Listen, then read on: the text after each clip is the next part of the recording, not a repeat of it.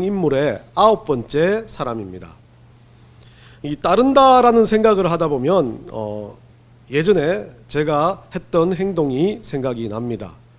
우리 집에서는 어디를 갈 때 그 가는 곳을 늘 계획하는 사람은 저였습니다. 그런데 가자고 어떤 설정을 하는 리더는 따로 있습니다. 그래서 오늘은 마트를 가자 그럽니다. 그럼 마트를 가자 그러면 가야 될 방향이 있어야 되는데 따르는 사람 입장에서는 마트를 가자 그러면 너무 많은 마트가 있는 겁니다. 그래서 그냥 마음껏 차를 몰라고 이렇게 제 식대로 가려고 하면 어느 순간 훅 들어와서 거기 아니야 라고 이야기를 합니다.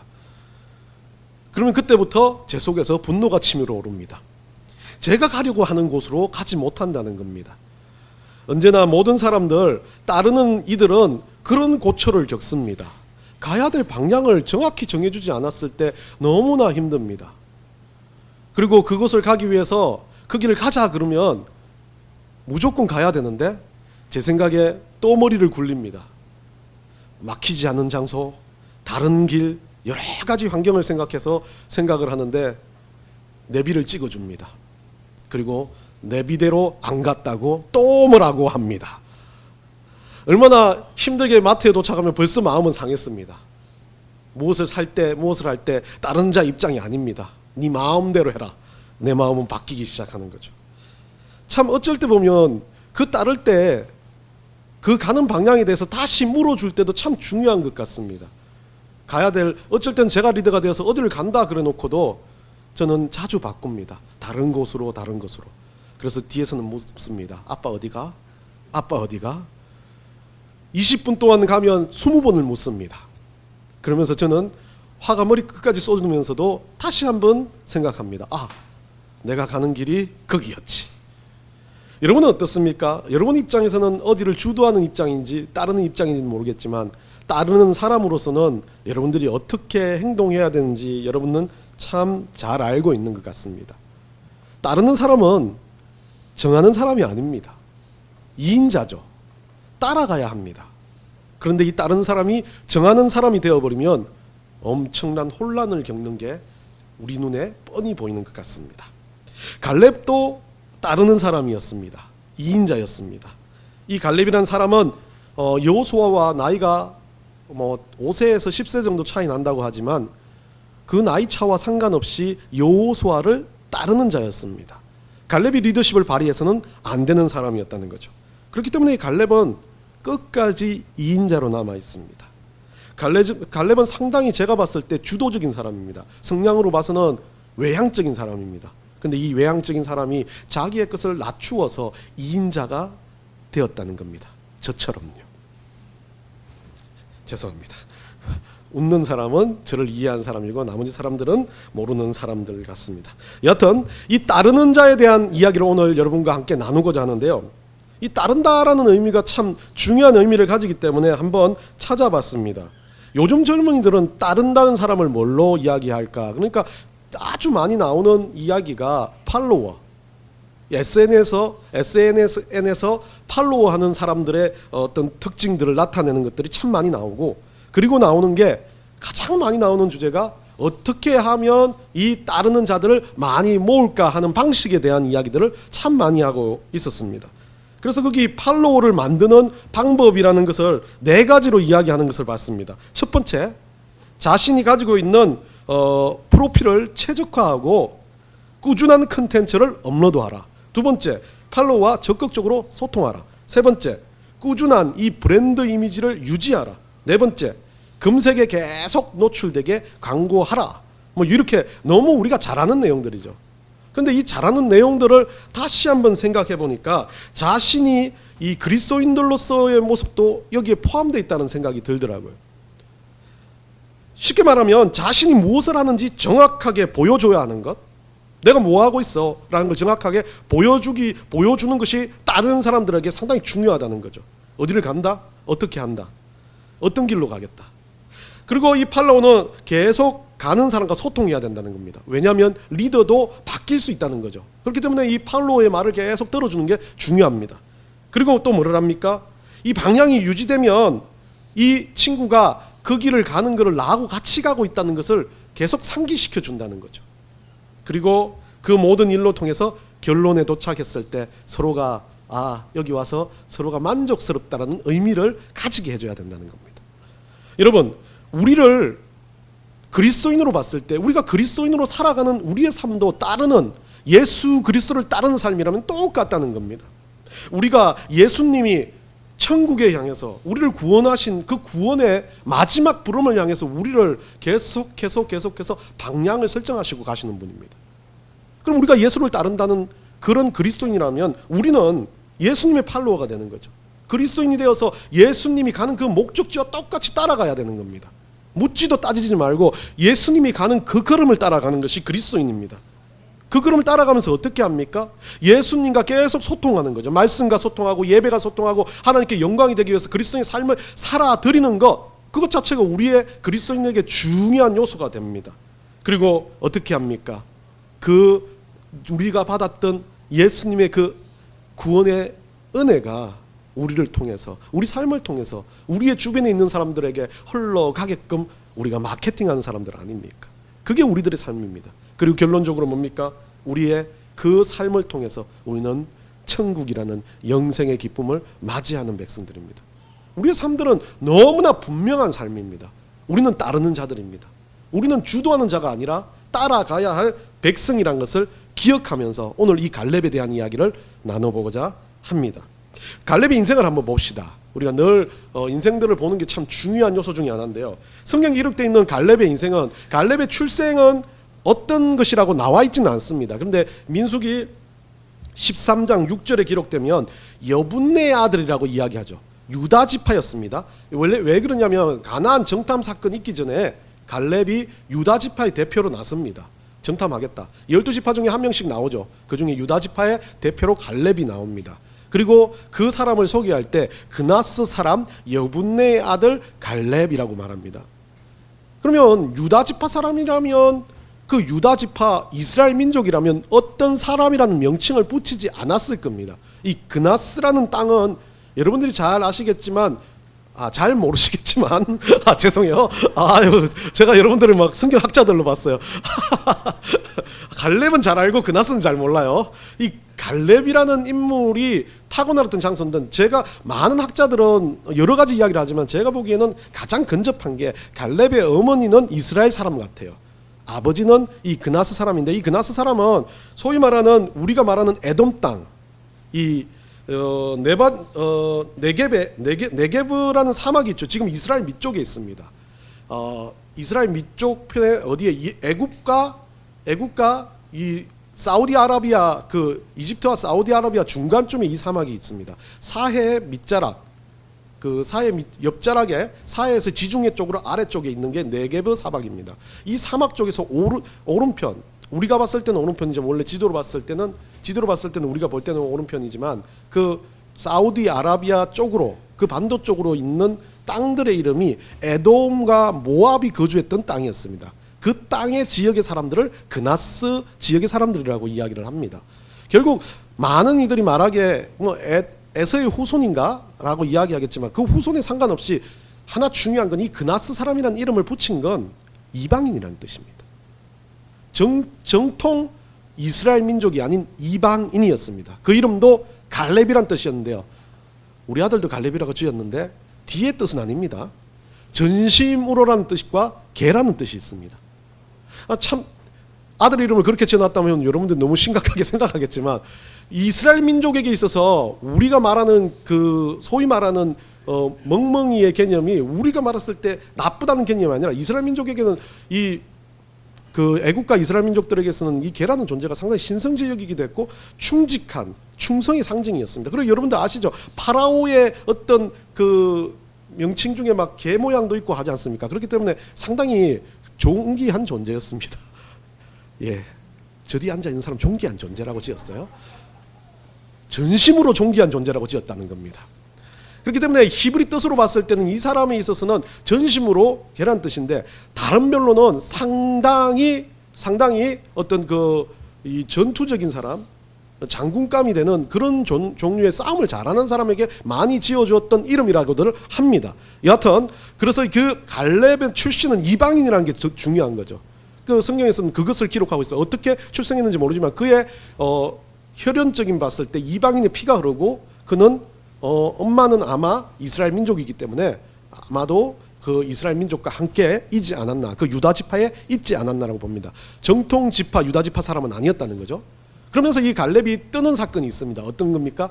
가나안 정탐 사건입니다. 민수기 13장부터 14장에 대해서 기록하고 있는데 여러분들 잘 아시겠지만 12명 중에 2명 여호수아와 갈렙, 우리 집에 그 다 있어요. 이 사람들이 여호수아와 갈렙이 하나님이 그 길을 정복하라 했으니까 그 믿음대로 우리는 정복해야 된다라고 이야기하고 나머지 10명은 저들과 싸우면 우리는 죽습니다라고 이야기하는 사람들입니다. 그러면서 이 사건에 의해서 참 많은 일들이 일어났고 결국은 정복을 합니다. 정복을 하고 난 다음에 여호수아 14장부터 15장까지는 그 정복 이후의 이야기들을 이야기합니다. 땅의 분배라든지 지금 말하는 갈렙이 하나님 앞에서 어떻게 그 마지막을 살아가는지를 이야기해 줍니다. 그리고 4번에 이제 갈렙의 후손과 유산의 입장에서는 갈렙의 후손에서 우리가 잘 아는 딸에 대한 기록이 성경에 나와 있죠. 예, 악사라는 딸인데요. 그 악사라는 딸이 어떻게 됩니까? 이 온니엘이라는 사사와 결혼하고 또 아버지한테 욕심 부려가지고 이 샘도 물려달라 하고 하는 그 기록들이 나와 있는 게 성경 기록에 유일하게 나와 있고요. 이 마지막으로 뭐 갈렙이 봤을 때 갈렙이 이 가나안 정복을 했을 때 이 달라고 했던 헤브론 산지를 정복할 시기가 갈렙은 85세의 시기였고 그 뒤에 갈렙은 몇 세에 죽었는지는 성경에서는 나와 있지는 않습니다. 성경에서의 갈렙의 평가들은 여러 가지로 평가하고 있고 여러 가지로 말을 하고 있지만 아주 정확하게 아주 분명하게 두 가지 평가를 하는 게 오늘 우리가 읽었던 두 가지 본문입니다. 첫 번째는 하나님이 갈렙을 평가하는 것, 그리고 두 번째는 여호수아가 갈렙을 평가하는 것. 이 두 가지를 가지고 따르는 사람은 어떤 사람인지를 한번 우리가 생각해 보려고 합니다. 이스라엘 민족에게 있어서 오늘 본문으로 돌아갑시다. 이스라엘 민족에 있어서 중요한 건 12정탐꾼을 보냈던 가데스 바네아라는 지역이 있습니다. 이 가데스 바네아라는 지역에서 12정탐꾼을 보냈는데 보내고 나니까 어떻습니까? 여러분하고 몇 번 설교를 했지만 그들은 네피림이다. 네피림 후손들이 있었어요. 많은 사람들이 이야기하는데 막 키가 그냥 평균이 2m였다. 막 장성했다. 골리앗의 후손들이다. 뭐 여러 가지 이야기들이 있지만 여하튼 네피림에 있었던 사람들은 기골이 장대했다는 건 확실합니다. 봐도 헉할 정도로 우리가 말하는 아주 덩치 큰 사람처럼 우리가 놀랄 정도로 우리가 쫄 정도로 큰 사람이었던 건 확실했던 것 같아요. 그 눈에 보이는 10명은 객관적으로 판단했습니다. 싸우면 질 것 같거든요. 여러분 생각해 보십시오. 저기 있는 우리 하랑이하고 저하고 싸우면 누가 이깁니까? 누가 봐도 제가 이긴다는 객관적인 평가를 한 겁니다. 이 정도 차이가 난다는 겁니다. 그들의 평가는. 그러나 여호수아와 갈렙은 그 정도 차이를 본 게 아니라 하나님께서 자기들에게 주셨던 약속을 믿었기 때문에 우리가 비록 질지는 모르겠지만 약속은 지지 않는다라는 것을 믿음으로 고백한 거죠. 그러다 보니까 이 가데스 바네아 12정탐꾼은 극명하게 두 가지로 갈려집니다. 믿음 있는 자와 믿음이 없는 자의 모습입니다. 그리고 이 일로 인해서 싸우다가 이제 모세가 하나님 앞에서 그 가데스 바네아에서 그 네피림이 있었던 장소를 정복하고 난 후에 모세가 하나님 앞에 기도를 합니다. 뭐라고 기도합니까? 하나님 이스라엘 다 치겠어라고 이야기하니까 용서해 달라고 기도합니다. 믿음이 없는 죄들을 다 내가 쳐버리겠어. 그러니까 모세가 기도합니다. 전심으로 기도합니다. 용서해 달라고. 그래서 오늘 20절에 오늘 성경 본문의 20절에 뭐라고 합니까? 하나님께서 첫말로 그 모세의 기도를 어떻게 합니까? 듣습니다. 그러면서 내가 이스라엘 민족들 그 믿음 없는 민족들 사해 주겠다라고 말합니다. 참 감사한 거죠. 그런데 21절에요. 우리 하나님 조건을 겁니다. 그러나 내가 살아있는 것과 여호와의 영광이 온 세계에 충만한 것을 두고 맹세하노니 이것은 하나님이 딱 밑밥을 까는 겁니다. 그러나 모세야 네 기도는 들어줄게. 그러나 조건이 있어 라고 하는데 나의 어떤 가지고 있는 권세를 가지고 나한테 맹세하는데 이 조건은 꼭 지켜야 되겠어 라고 하는 게 22절입니다. 10번 나의 이적에 있어서 반한 그들은 내가 했던 그 일들에 대해서 그들이 반항했던 그들과 함께 가나안 땅은 들어가지 않겠다. 그들은 다 여기서 죽을 거다 라고 이야기합니다.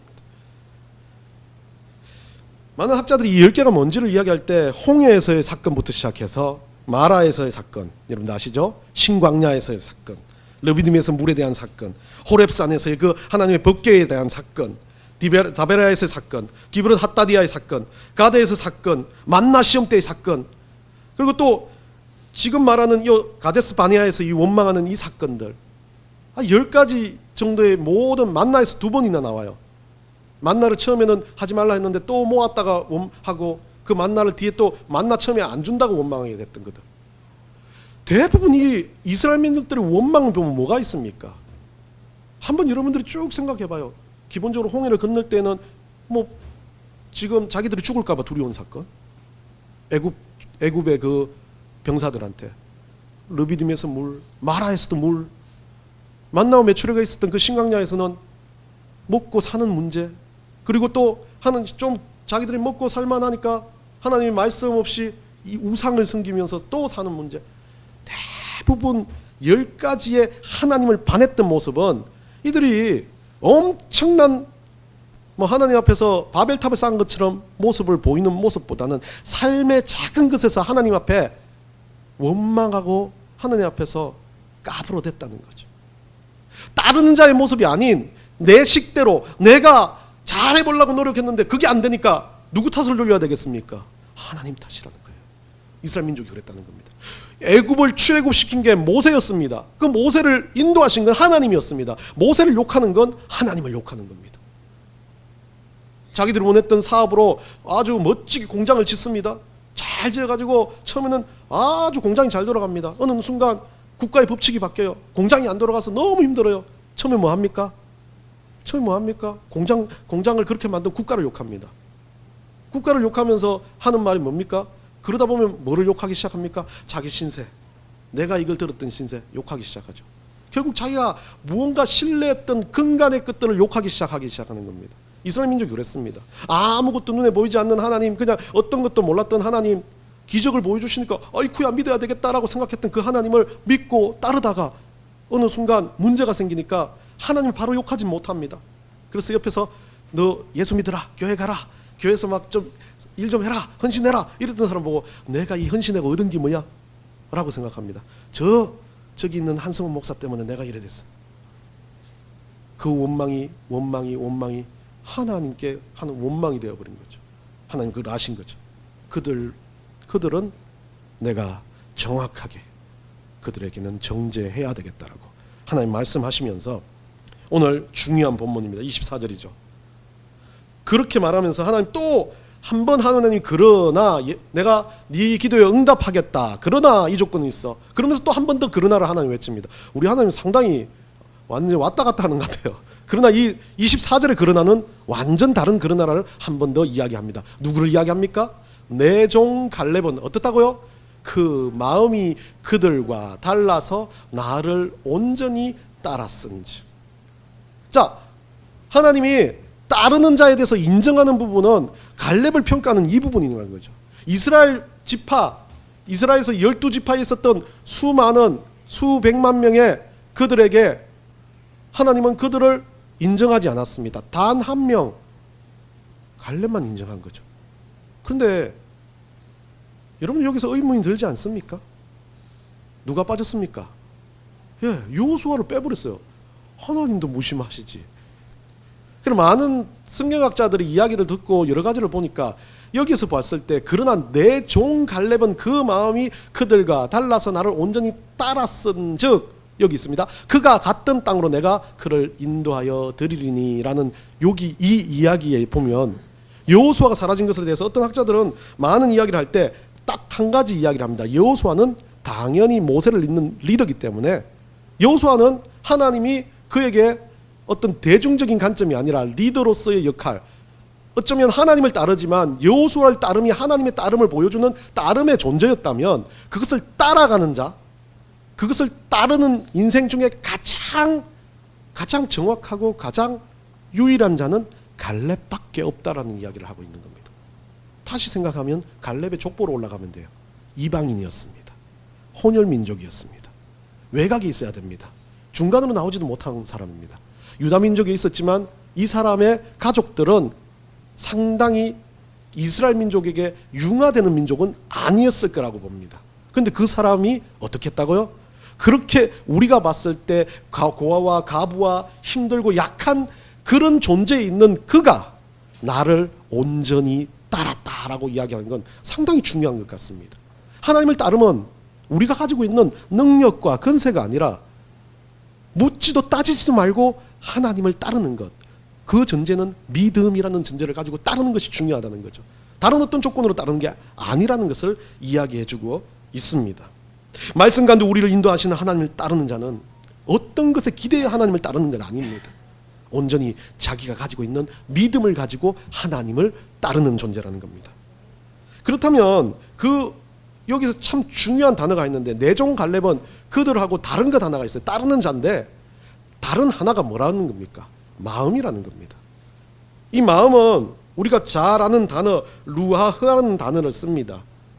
이 루아흐라는 단어는 어떤 단어입니까?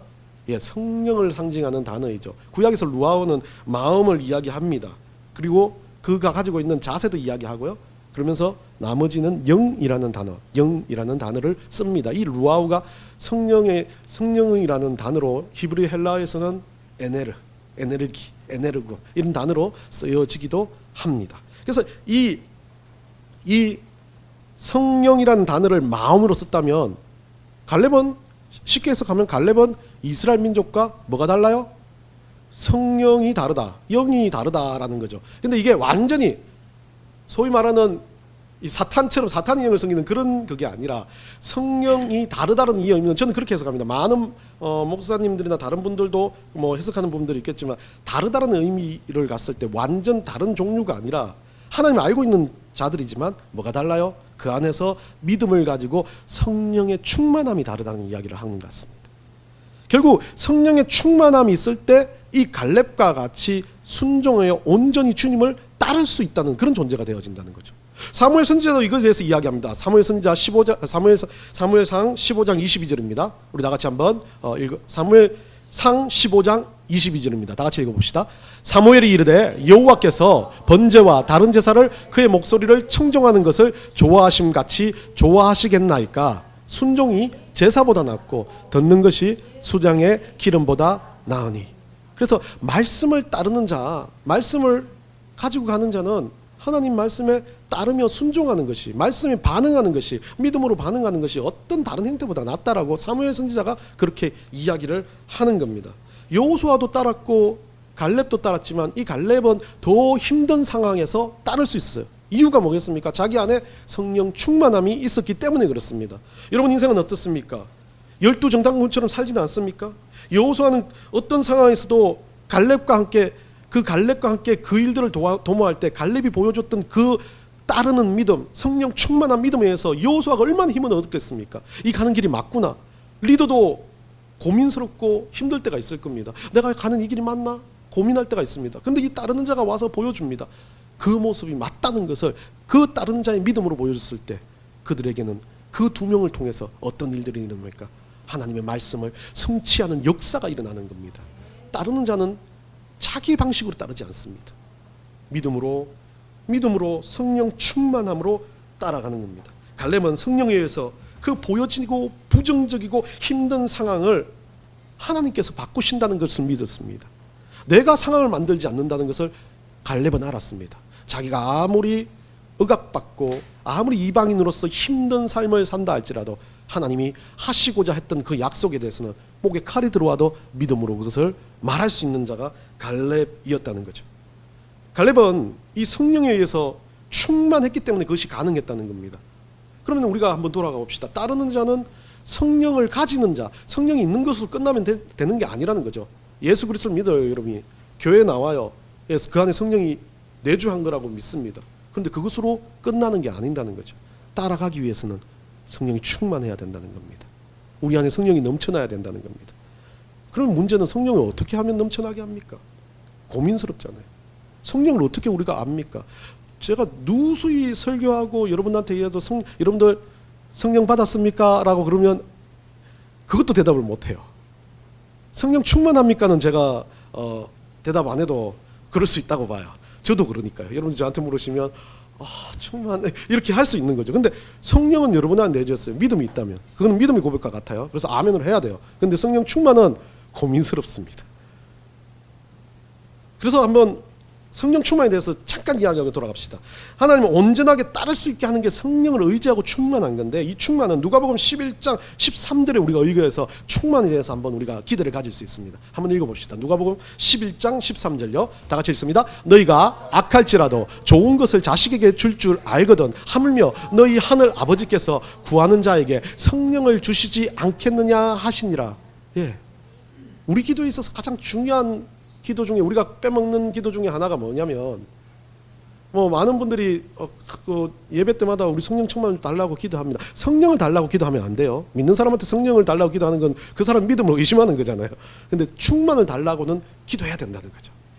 달라고 간절하게 매달릴 첫 번째 요소가 성령 충만인 거예요. 이 성령 충만이 들어오면 우리가 어때요? 마음이 다르다는 거잖아요.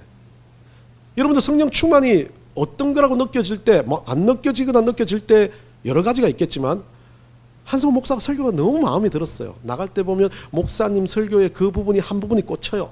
그래서 그 단어가 생각나요. 성령 충만인 거예요. 그게 밖에 나갔어요. 여러분들 교회 예배 마치고 집에 가요.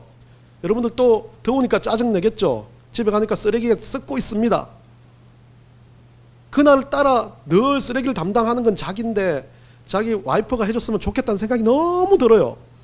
그래서 아주 속에서 일어나는 마음이 아니라, 제가 했으면 좋겠는데 근데 오늘 내가 그래도 교회 갔다 왔는데 내가 뭐 하지? 라고 딱 드는 순간 그게 뭐예요? 성령 충만이에요. 내가 말씀을 보고 말씀 가운데 반응을 일으키는 그것 자체가 성령 충만으로 간다는 거예요. 그런데 그 반응이 없는 순간, 그 반응이 사라지는 순간 성령이 계속해서 우리 안에서 자꾸 짜부가 이 단어를 써요. 찌그러진다는 거예요. 우리 애들이 써가지고 제가 이 단어를 써요. 찌그러지는 거예요. 그게 우리에게 있어서는 성령 충만을 어떻게 해요? 우리 안에 성령을 우리 스스로가 어떻게 해요? 제한하는 거죠. 우리 안에 성령이 벌써 들어와 있고 성령의 음성이 막 들리네. 막 노란 옷 입으라 빨간 옷 입으라 이런 소리로 들리는 게 아니라 우리 안에서 은혜로 반응하는 것들. 목사님 얼굴만 봐도 어제는 지난주에 봤을 때는 이제 또 좋을 준비해야지 라고 생각하면 그건 은혜가 아니잖아요. 얼굴 봤는데 오늘은 뭔가 괜찮을 것 같아. 예, 반짝반짝하게 눈을 뜨게 되는 거. 물론 뒤에 존다 할지라도. 그 순간은 어떻게 해요? 성령 충만의 고리를 잡고 있다는 거예요.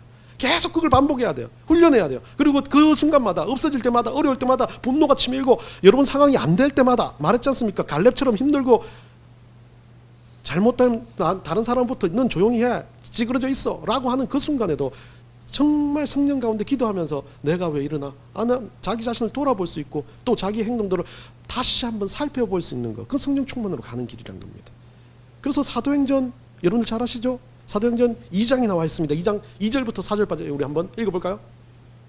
다 같이 읽습니다. 시작. 호련히 하늘로부터 급하고 강한 바람 같은 소리가 있어 그들이 앉은 온 집에 가득하며 마치 불의 혀처럼 갈라지는 것들이 그들에게 보여 각 사람 위에 하나씩 임하여 있더니 그들이 다 성령 충만함을 받고 성령이 말하게 하심을 따라 다른 언어들로 말하기를 시작하니라. 엄청 대단한 역사가 있는 것이 기억하죠.